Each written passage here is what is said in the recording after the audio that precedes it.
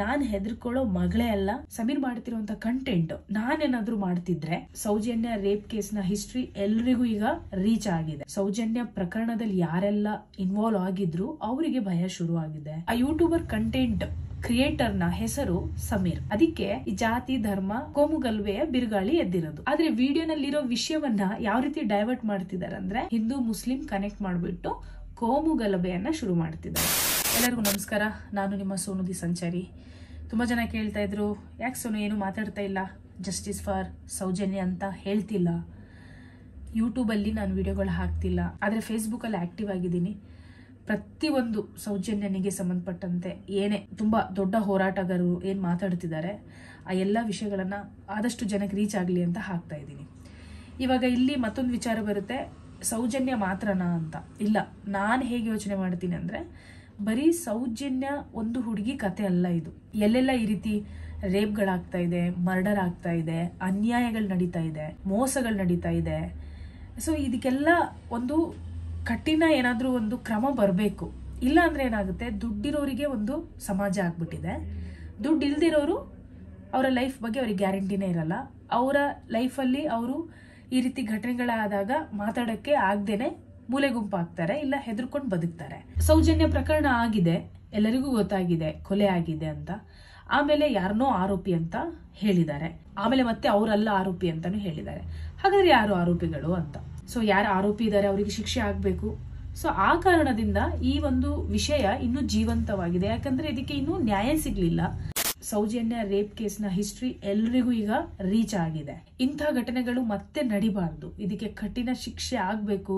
ನಮ್ ಸಂವಿಧಾನದಲ್ಲಿರೋ ಕಾನೂನು ಚೆನ್ನಾಗಿದೆ, ಆದ್ರೆ ಯಾರಿಗಿದೆ ಅದು? ದುಡ್ಡಿರೋರಿಗಿದೆ ಅಲ್ವಾ? ಹಾಗಾಗಿದೆ, ನಾವು ನೋಡ್ತಾ ಇದೀವಿ ಅದೆಲ್ಲ ಹೋಗ್ಬೇಕು, ಅದೆಲ್ಲ ಸರಿ ಆಗ್ಬೇಕು ಅನ್ನೋ ಒಂದು ವಿಚಾರನ ಇಟ್ಕೊಂಡು ಅವಾಗವಾಗ ಈ ಹೋರಾಟಗಳಾದಾಗ ನಾವೆಲ್ಲರೂ ಧ್ವನಿ ಎತ್ತುತ್ತೀವಿ.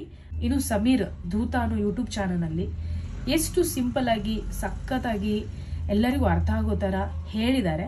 ಕಾನೂನಾತ್ಮಕವಾಗಿ ಅವರೇನಾದ್ರೂ ತಪ್ಪುಗಳು ಮಾಡಿದ್ರೆ ಹುಡುಕ್ತಾರೆ, ಅದಕ್ಕೇನು ತಕ್ಕಂತೆ ಕ್ರಮಗಳು ಕೈಗೊಳ್ತಾರೆ. ಆದ್ರೆ ನಮ್ ಸಪೋರ್ಟ್ ಸಮೀರಿಗೆ ಯಾಕೆ ಅಂತ ಹೇಳಿದ್ರೆ ಅವ್ರೆಲ್ಲೂ ಕೂಡ ಯಾವುದೇ ಜಾತಿನ ಅಥವಾ ಯಾವುದೇ ಧರ್ಮನ ಕೀಳಾಗಿ ಮಾತಾಡಿಲ್ಲ. ಬದಲಾಗಿ ಅವರು ಕೇಸ್ ಬಗ್ಗೆ ರಿಸರ್ಚ್ ಮಾಡಿ ಆ ಕೇಸ್ನ ಮುಂದೆ ಇಟ್ಟಿದ್ದಾರೆ. ಈಗ ಕಳ್ಳನ್ ಮನ್ಸು ಅದೇನೋ ಅಂತ ಹೇಳ್ತಾರಲ್ವಾ, ಸೌಜನ್ಯ ಪ್ರಕರಣದಲ್ಲಿ ಯಾರೆಲ್ಲ ಇನ್ವಾಲ್ವ್ ಆಗಿದ್ರು ಅವರಿಗೆ ಭಯ ಶುರು ಆಗಿದೆ. ಪದೇ ಪದೇ ಈ ಕೇಸ್ ಓಪನ್ ಆಗ್ತಾ ಇರುತ್ತೆ, ಜನ ಹೋರಾಟ ಮಾಡ್ತಿರ್ತಾರೆ, ಏನ್ ಕತೆ ಇದು ಅಂತ ಅವರಿಗೆ ಶುರು ಆಗಿದೆ.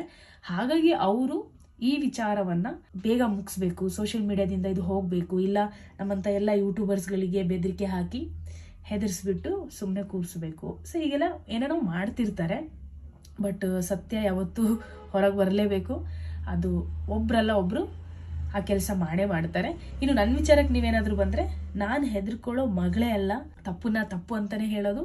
ನನ್ನಲ್ಲಿ ಏನಾದ್ರೂ ತಪ್ಪಿದ್ರೆ ಯಾರಾದ್ರೂ ನನ್ನನ್ನು ಕ್ರಿಟಿಸೈಸ್ ಮಾಡಿದ್ರೆ ನಾನು ವೆಲ್ಕಮ್ ಮಾಡ್ತೀನಿ. ಬಟ್ ಕೆಟ್ಟದಾಗಿ ಏನಾದ್ರೂ ಹೇಳಿದ್ರೆ ಅದೇ ಭಾಷೆಯಲ್ಲಿ ಅವರಿಗೆ ಉತ್ತರ ಕೊಡ್ತೀನಿ. ಯಾಕೆ ಸಮೀರ್ ಅವರಿಗೆ ಸಪೋರ್ಟ್ ಮಾಡ್ತಿದ್ದೀನಿ ಅಂದ್ರೆ, ಸಮೀರ್ ಮಾಡ್ತಿರುವಂತ ಕಂಟೆಂಟ್ ನಾನೇನಾದ್ರೂ ಮಾಡ್ತಿದ್ರೆ ಖಂಡಿತ ನಾನು ಹೇಳ್ತಿದ್ದೆ. ಸೌಜನ್ಯನ ಕೇಸ್ ನಾನು ತಕೊಂಡ್ತಿದ್ದೆ, ನಾನು ರಿಸರ್ಚ್ ಮಾಡಿ ಅಲ್ಲಿ ಏನ್ ವಿಚಾರಗಳಾಗಿದೆ, ನನಗೆ ಏನೆಲ್ಲ ದಾಖಲೆಗಳು ಸಿಗುತ್ತೆ ಅದ್ರ ಬೇಸ್ ಮೇಲೆ ನಾನು ಮಾಡ್ತಿದ್ದೆ.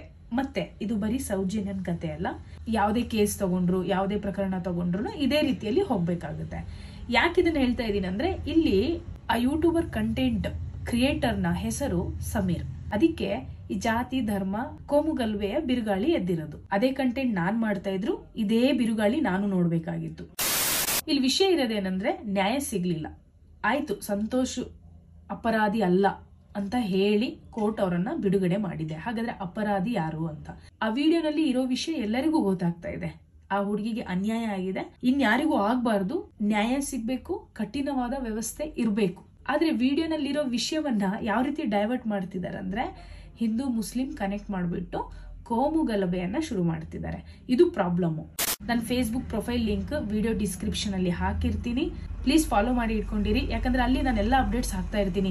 ನಮ್ಮೆಲ್ಲರ ಉದ್ದೇಶ, ನನ್ನ ಉದ್ದೇಶ ಮತ್ತೆ ದೊಡ್ಡ ದೊಡ್ಡ ಹೋರಾಟಗಾರರು ಎಲ್ಲರೂ ಯಾಕೆ ಕಷ್ಟಪಡ್ತಿದ್ದಾರೆ, ಯಾಕೆ ಹೋರಾಟ ಮಾಡ್ತಿದ್ದಾರೆ, ಯಾಕಂದ್ರೆ ವ್ಯವಸ್ಥೆ ತುಂಬಾ ಹಾಳಾಗೋಗಿದೆ.